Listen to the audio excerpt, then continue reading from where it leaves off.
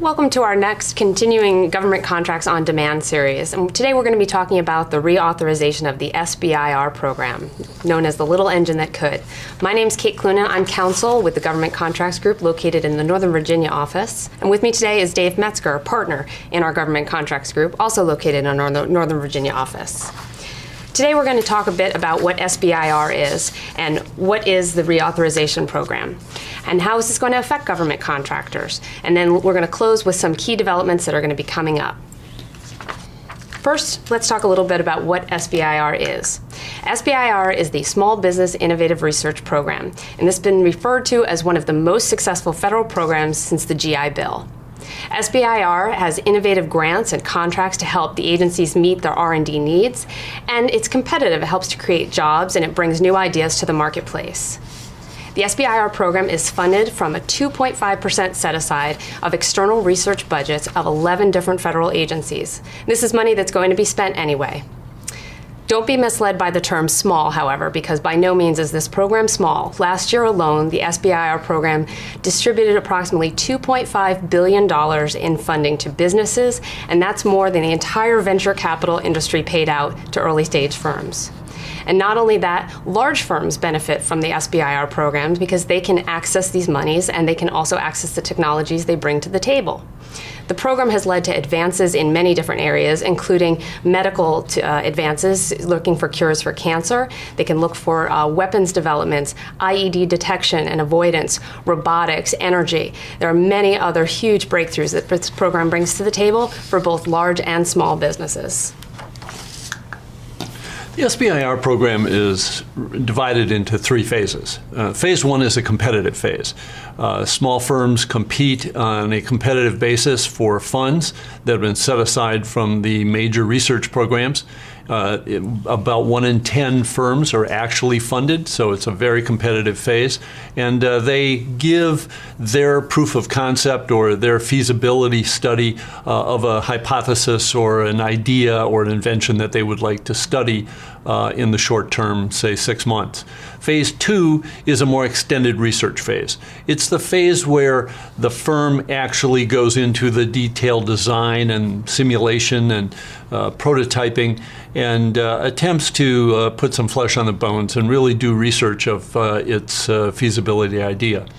There is a phase that has grown up called Phase 2+, where the small business concern actually demonstrates additional diagnostic and prognostic applications, does testing and application. Phase 3 is the most interesting phase. It's the phase where the small business concern takes its idea to production and actually produces a manufacturing item or a product out of its idea. So now that we've heard about the phases and we heard about what the SBIR firms can bring to the table, the question is who is eligible to participate in SBIR? And small business concerns actually drive a lot of this. And a small business concern is a firm that's organized for profit. It's not to exceed 500 employees, and that includes affiliates, and at least 51% of the small business concern is owned and controlled by individuals who are citizens or permanent residents of the United States, or a firm that is itself 51% owned and controlled by qualified citizens on the date of the SBIR award. So those are the standards. That's the traditional standard. However, this has been slightly altered with the new reauthorization, and that's going to be addressed later on in how this has changed for venture capital firms. We know also that these size standards don't apply to Phase 3, as Dave just talked about, and thus these large firms can acquire SBIR firms and benefit from their unique sole source and technical data rights that SBIR firms have enjoyed. So who gets what? The rights that the government receives and the SBIR firms receives are unique. They're very different than other government programs. Under the SBIR contract, the government receives a non-exclusive, royalty-free right to use the SBIR technical data generated under the SBIR awards for government purposes only. And the SBIR firm continues to own that data, and that data will be its own data, but to signal that it owns that data, it must mark it when it's generated under an SBIR contract. Those markings are specifically set out in the clauses that govern their rights. For Defense Department contracts, that clause is 252.227-7018. And for non-military contracts, civilian contracts, the rights and the legends they must use are set forth in FAR 52.227-20. Contractors get better data rights under this program than other contractors receive. The government may not disclose the technical data that an SBIR firm generates under an SBIR contract. That's a huge wealth accumulating right, because the government can't make this available to other large contractors that SBIR firm continues to enjoy the only access to its technical data except for the government. That's true under phases 1, 2, or 3. The protection period for that non-disclosure obligation is 5 years for the defense contracts that starts from the start of the project and goes to the end of the project, and 4 years for non-defense contracts dating from the end of the contract. So 5 years from the end of the project is a long time for most firms to do something with their rights. The SBIR preference is also can lead to sole source contracts for the development of that contract in phase 3, and large firms can also benefit from that by enjoying those sole source rights after they acquire an SBIR firm. So these are very unique rights. We've heard a little bit about how you get these rights and who enjoys these rights, and we're now happy to say that these rights are now official, because since 2008, the SBIR and STTR programs endured a series of 14 different temporary extensions, and this was all during the time where there had been a series of budget standoffs and everyone was horse trading, and at this point the program was kind of up in question, and now it's official. On December 31st, 2011, President Obama signed the National Defense Authorization Act, which reauthorized the SBIR program. So this had reauthorized it now for 6 years. So companies, both large and small, should certainly be looking into the fact that this is now official, and for 6 years you have a known benefit of enjoying some of the benefits of this. Now, the relevant SBIR sections are extensive. They're 107 pages long, and they're within an over 1,800-page National Defense Authorization Act, but we'd be happy to help you if you need any help reviewing the provisions. We'd like to talk about some of the most important provisions that the new SBIR Act went into. The new provision that is really significant and stands out is the fact that the statute now provides a preference for the SBIR firm to continue its rights. And the wording is much stronger than was contained in the prior regulation that simply extended the preference to SBIR firms. It states that to the greatest extent practical, both agencies and federal prime contractors must award recipients that developed the technology this preference. That provides the first time that this preference for the SBIR contractor who developed that new idea is provided for in statute. Another critical development is the fact that the Phase 3 definition has been given statutory recognition. The definition of Phase 3 is any requirement of a federal agency that derives from, extends, or completes efforts made from prior funding agreements under the SBIR program. And that, again, has been given statutory elevation and statutory recognition. The Act also increased the Phase 1 and Phase 2 award levels. Phase 1 was increased from $100,000 to $150,000, and Phase 2 was increased from $750,000 to $1 million. So these are now significant contracts that SBIR developers get. Phase 3 continues to have no dollar limit whatsoever. We talked a little bit about in the beginning that the SBIR program is the little engine that could, and the reason for that is it's gone through a series of trials and tribulations to reach this critical point of getting reauthorized. And right now we're happy to say that it's in effect and it's getting some top billing attention. One of the provisions within the Act says that the Secretary of Defense is going to set new SBIR goals, and when they set those new goals, they're going to do so in the hopes that they'll increase more Phase 2 awards.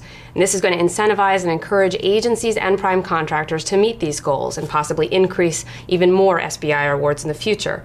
And he also is required, he or she is required to submit an annual report detailing some of the numbers and the percentages of the Phase 2 SBIR and STTR contracts that the program enacts.